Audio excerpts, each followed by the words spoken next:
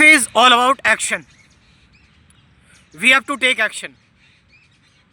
हमें एक्शन की ज़रूरत है. हम जो भी जिस भी वर्ल्ड में हम रह रहे हैं, हम हाथ में हाथ रख के नहीं बैठ सकते. हर मोमेंट एक एक्शन का जन्म होता है. हर moment we have to act, चाहे हम विलिंगली करें चाहे ना करें, but we have to act for the survival, for the defence and all the psychological things that's happening in our mind. हर चीज प्रोपेल करती है हमें एक्ट करने के लिए. बट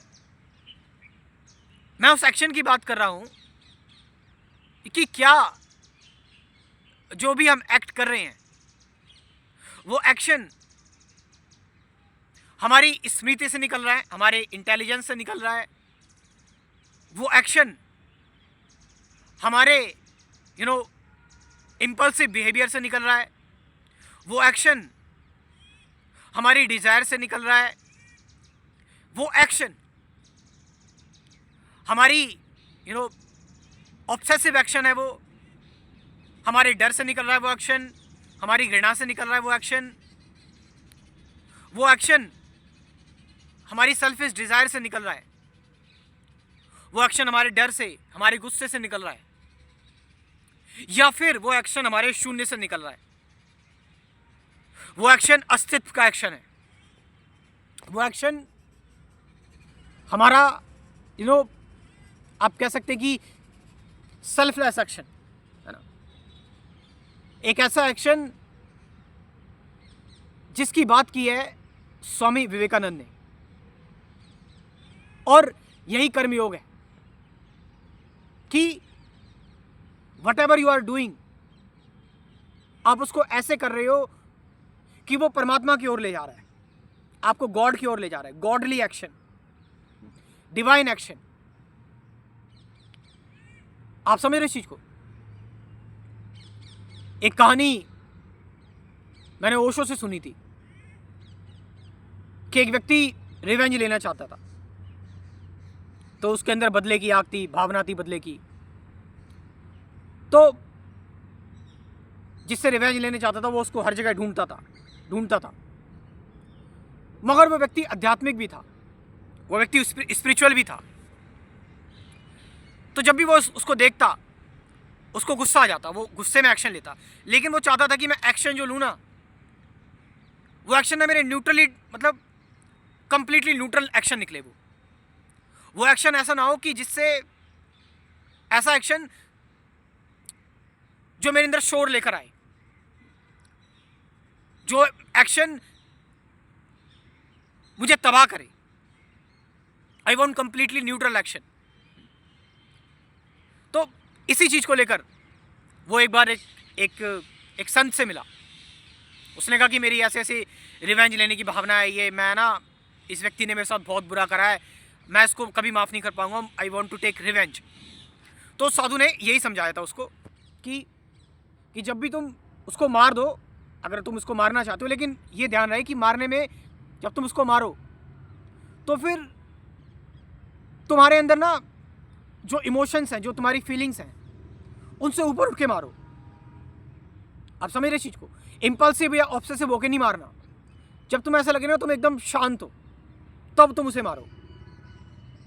ये नहीं कि गुस्सा आया तब तुमने मार दिया, तो वो तुम्हारे गुस्से ने मार रहा है, तो तुम्हारा बदला पूरा नहीं हो पाएगा. तुम्हें बिल्कुल शांति से मारना है, तुम्हें उसको ना महसूस करके मारना है, तुम्हें पूरी अवेयरनेस के साथ उसको मारना है ना. तुम्हें ना इस चीज़ का रस लेना है, और इस चीज़ का रस तुम तभी ले पाओगे जब तुम्हारे अंदर ना कोई गुस्सा होगा, ना कोई चिंता होगी, ना कोई डर होगा, और बिल्कुल तुम एकदम न्यूट्रल होगे, बिल्कुल एकदम शून्य होगे. तब तुम जब इस चीज़ को महसूस करोगे ना, जिंदगी भर ये चीज़ तुम्हें एक स्ट्रेंथ देगी कि तुमने उसको तब मारा था. लेकिन अगर तुम उसको गुस्से में मार दोगे, अगर तुम उसको बहुत ज़्यादा एग्रेसिव या वायलेंट होकर मार रहे हो, तो फिर वो तुम नहीं ले रहे हो, वो एक्शन तुम नहीं ले रहे हो, वो तुम्हारा गुस्सा ले रहा है, और वो ठंडा पड़ जाएगा. तो ये जो रिवेंज का मजा है ना, ये ज़्यादा दिन तक तुम्हारे अंदर रहेगा नहीं. तो वो व्यक्ति एक बार उसने उसको फिर ढूंढा रिवेंज लेने के लिए, और वो गया. और जब वो उसको रिवेंज लेने के लिए गया और बिल्कुल शांत होकर गया था, एकदम शांत होकर। कोई उसके अंदर वासना नहीं, कुछ नहीं कि को मैं बिल्कुल न्यूट्रल होकर मारूंगा, बिल्कुल अवेयरनेस के मेडिटेशन में मारूंगा। तो वो गया और उसने उसको पकड़ लिया और चाकू निकाला और गर्दन काटना शुरू किया। उसके अंदर फिर से मेमोरी के फ्लैशबैक आने स्टार्ट हो गए कि इसने साथ मेरे साथ बुरा किया। उसको गुस्सा आई और उसने ना उसकी गर्दन पर जो होता है ना चाकू, वो रख दिया, मगर उसने चाकू गिरा दिया। उसने कहा कि जा, मैंने तुझे आज छोड़ दिया। तो वो व्यक्ति भी हैरान कि इसने मुझे क्यों छोड़ दिया, पकड़ लिया फिर भी उसके बावजूद मुझे छोड़ दिया। तो दैट पर्सन, मतलब जो मारने वाला था, उसने कहा कि मुझे तुझे मारते टाइम ना मुझे गुस्सा आ गया, मैं तेरे को ना बिना गुस्से के मारना चाहता हूँ, मैं तुझे ना बिना बिल्कुल न्यूट्रल होकर मारना चाहता हूँ, मैं किसी आवेश में नहीं मारना चाहता। तो उसको वो जाने देता है। तो एक बार क्या होता है, वो कई समय तक उसने, कई दिनों तक, सॉरी सालों तक नहीं, कई दिनों तक उसने तपस्या की और अपने आप को शांत किया। अब उसने उसको दोबारा पकड़ा और दोबारा उसके गर्दन पे छुरी रखी और अब वो बिल्कुल शांत है। अब उसको गुस्सा भी नहीं है, अब उसके अंदर कोई इमोशन नहीं है और फ्लैशबैक भी आ रहे हैं तो उसको तंग नहीं कर रहे हैं और वो पूरी तरह से न्यूट्रल हो गया, पूरी तरह से शांत हो गया। और अब पता है, दोबारा से उसने अपनी तलवार छोड़ दी, उसने दोबारा से अपनी तलवार छोड़ दी, मतलब चाकू छोड़ दिया। उसने कहा अब क्यों तुमने मुझे छोड़ दिया, अब भी तुम्हारे अंदर गुस्सा आ गया? उसने कहा नहीं, कि अब मैं इतना न्यूट्रल हो गया हूं ना, अब मैं इतना शून्य हो गया हूं ना, और अब मुझे पता लगा कि जब आप पूरी तरह से सेल्फलेस हो जाते हो ना, जब आप अपने सारे रजोगुण, तमोगुण, सतोगुण, जब आप अपनी बॉडीली एक्शंस, बॉडीली रिएक्शन सबसे आजाद हो जाते हो ना, तो आप हिंसा कर ही नहीं सकते, तो आप हिंसा कर ही नहीं सकते। आप इस चीज को समझ रहे हो? वो व्यक्ति जाता है भागा भागा और साधु जी के जो संत होते हैं उनके पैरों में पड़ जाता है। वो संत कहते हैं मैं तुम्हें यही समझाना चाहता था, मैं तुम्हें उसे मारने के लिए नहीं कह रहा था, मैंने ये बात कही तुम्हें समझाने के लिए।